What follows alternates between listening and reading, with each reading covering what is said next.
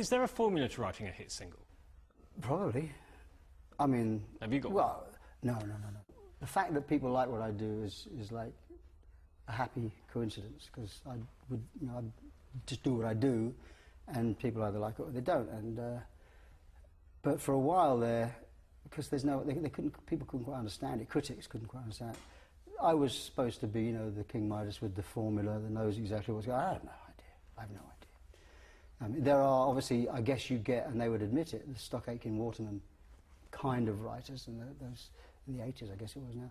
But then there's a formula for that. You know what's going to happen, and it pushes all the buttons, and that kind of thing. You must get a stage when, and I imagine it's quite a scary stage, when it's time to play the song to somebody else and see what they think, and their reaction. That must affect the way you feel. Are you ritualistic about that, or is there someone in particular you ask to hear it first, or how does that work? I don't really believe anybody. I believe me, I think. I mean, obviously this is a terribly different way of working if you're working with Disney. For example, I'll write a song thousands of miles away to a piece of film, if I'm lucky.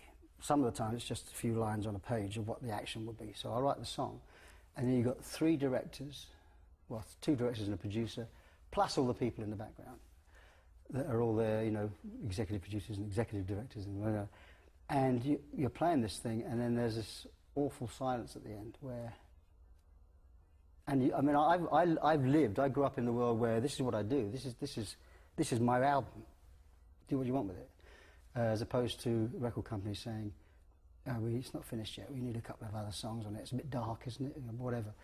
I was brought up in the other world, and so to have suddenly a committee tell you what's right or wrong with it, that's a bit, you have to just take that hat off and put a different hat on.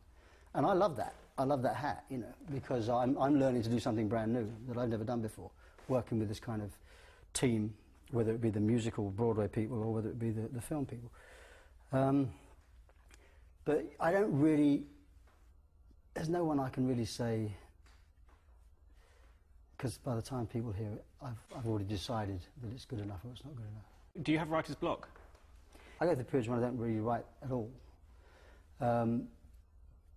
And frankly, if I sit and I've got a little studio in my house, and I will sit and I'll write, and I may, hoping that something's going to happen, record it, and if it doesn't, then I just get rid of it. But I can just walk away from it, if nothing's happened. You walk out, come back a half an hour later, the first thing happens, wow, that's good, what was that?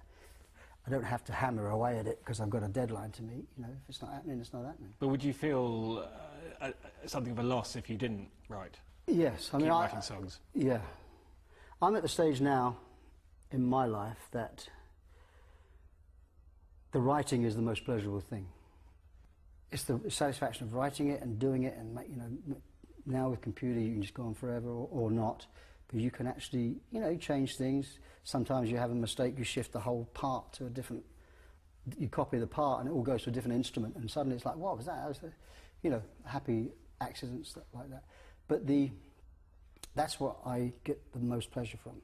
So I can see a time in the very, very near future where I will write songs and nobody else will hear them but me. Another Day in Paradise. I'm going to ask you to play it in a minute, if that's okay. Yes. Before we get there, can you ask... I do like music. I'm sure you do. I'm sure. I'm not very good I hope you like playing it as well.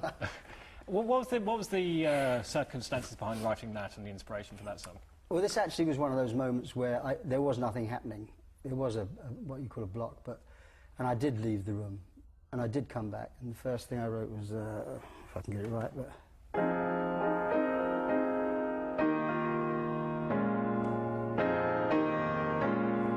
Features quite a lot in some of my stuff, actually, but anyway, I wrote that, and I thought, okay.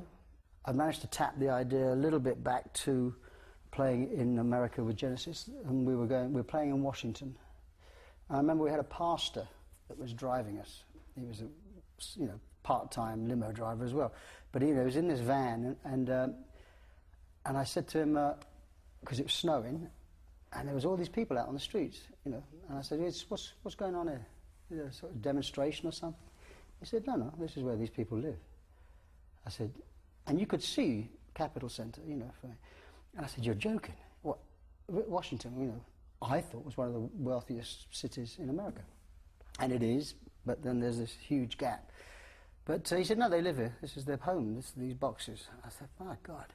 And I think it must have just subliminally gone in. The song now is so associated with the homeless, and it almost seems wrong to burst the bubble, but when I wrote the song and did it in some kind of, you know, like some kind of order onto tape, sounding like I could sing along to it, I'm afraid that's what came out, you know. There was no burning issue to help solve the world's homeless problem. So these songs take on their own entity, and then and then you find yourself being criticised by Alexei Sayle for what he perceived as, I don't know, maybe he felt that you're not in a position to write about this. So does it then feel that you own this song, or does it feel that you're separate from that criticism, or? Well, no, I just think that from the criticism point of view, it's just that he hasn't listened to it. It's just to him, it's just an annoying song.